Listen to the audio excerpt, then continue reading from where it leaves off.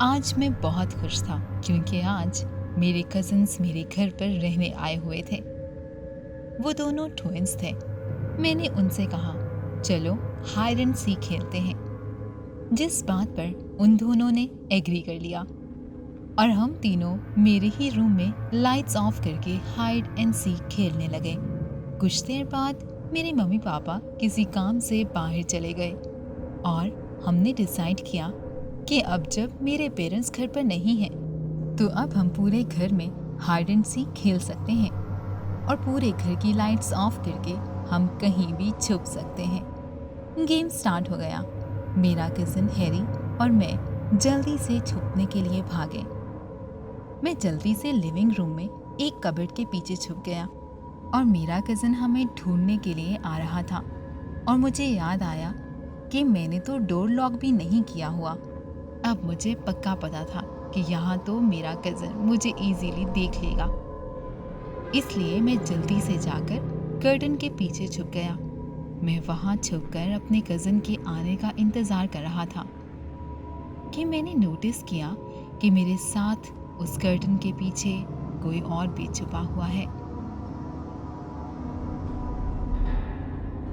अंधेरे की वजह से कुछ नजर नहीं आ रहा था और मुझे लगा शायद ये हैरी होगा जो मुझसे पहले यहाँ आकर छुप गया है, लेकिन वो बिल्कुल भी नहीं हिल रहा था और खामोश था।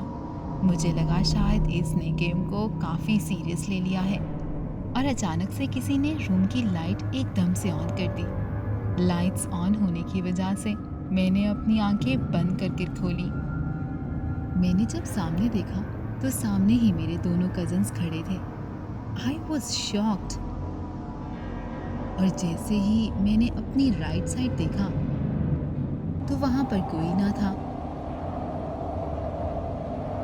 ये क्या?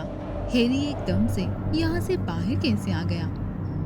उस रात जब हम सोने के लिए लेटे थे तो मैंने हैरी से पूछा, तुम इतनी जल्दी कर्टन से बाहर कैसे आ गए थे?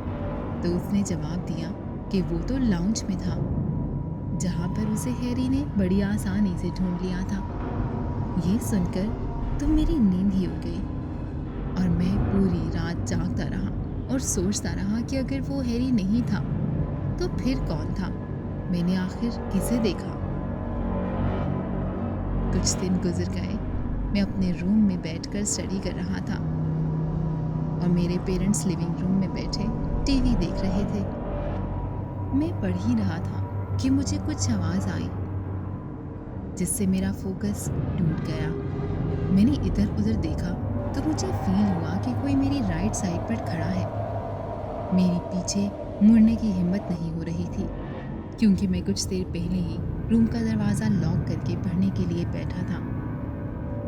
मुझे कुछ समझ नहीं आ रहा था कि मैं क्या करूं। मैं बस उस सीट पर जैसे जम सा गया था और वो चीज़ मेरे करीब बढ़ती जा रही थी। मैंने जोरदार चीख मारी। मैं इतना ज़ोर से चिल्लाया और मैंने जैसे ही आंखें खोली तो मेरे पेरेंट्स मेरे रूम में थे। उन्होंने मुझे चुप कराया और मैंने उन्हें सारी बात बताई। उन्होंने मुझे बताया कि ये मेरी कोई इमेजिनेशन है और पापा ने मुझे गले से लगा लिया। और कुछ दिनों बाद जो तीसरा इवेंट हुआ वो सबसे ज़्यादा खौफनाक था। मैं अपने फ्रेंड के घर ग्रुप स्टडी के लिए गया हुआ था और मुझे वहाँ से आने में थोड़ी देर हो गई। मैंने जैसे ही अपने घर की तरफ देखा तो वहाँ एम्बुलेंस खड़ी हुई थी। मैं जल्दी से भागकर जैसे ही घर पहुँचा तो मैंने जो देखा वो देखकर मेरे पैरों तले ज़मीन निकल गई। मेरे घर से स्ट्रेचर पर डेड बॉडी निकल रही थी। एक नेबर जो मेरे सामने खड़ी थी, मैंने उनसे पूछा, ये कौन है और क्या हुआ है? मेरे पेरेंट्स कहाँ हैं? ये सुनकर उन्होंने मुझे बताया कि कोई मेरे घर में घुस गया था और उसने मेरे पेरेंट्स का बेरहमी से खून कर दिया। मुझे बिलीव ही नहीं हो रहा था कि जो मैंने सुना वो सच था। मैंने उनसे पूछा कि वो मर्डरर कहाँ है, क्या वो पकड़ा गया? तो मेरी नेबर ने मुझे बताया कि उसकी मामा ने उस किलर को देखा है, पर वो इस हादसे के बाद इस स्टेट ऑफ माइंड में नहीं है। मेरे पेरेंट्स के फ्यूनरल के बाद मैं अपनी उसी नेबर के घर गया और उनकी मामा से उस किलर के बारे में पूछा। वो बहुत डरी हुई थी। उन्होंने बताया कि उस रात वो गार्डन में खड़ी थी, जहाँ से उन्हें हमारे टीवी लाउंज का क्लियर व्यू नज़र आता है। उन्होंने देखा कि एक लड़का जिसके हाथ में बड़ा सा नाइफ है और वो मेरे पेरेंट्स की तरफ बढ़ रहा था। ये कहते ही उनके एक्सप्रेशंस चेंज हो गए। उन्होंने मेरी तरफ फिंगर पॉइंट करते हुए कहा, उस रात मैंने जिस लड़के को देखा वो तुम ही थे जिसने वो मर्डर किए।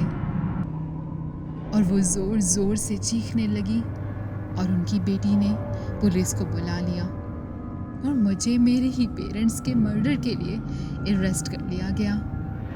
ऑलमोस्ट 10 साल गुजर चुके हैं। मैं जेल में हूँ और आज भी मैं अपने पेरेंट्स के मर्डर को देखता हूँ, अपनी ही स्किन में, अपने ही रिफ्लेक्शन में।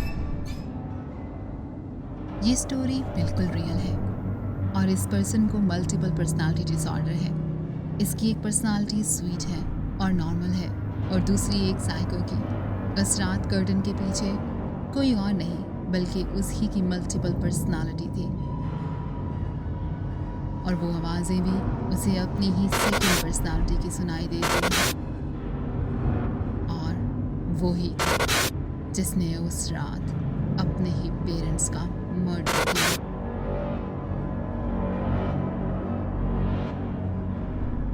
अगर आपको हमारी स्टोरी अच्छी लगी तो प्लीज़ हमारे चैनल को सब्सक्राइब करें और ज़्यादा से ज़्यादा सपोर्ट करें। थैंक्स।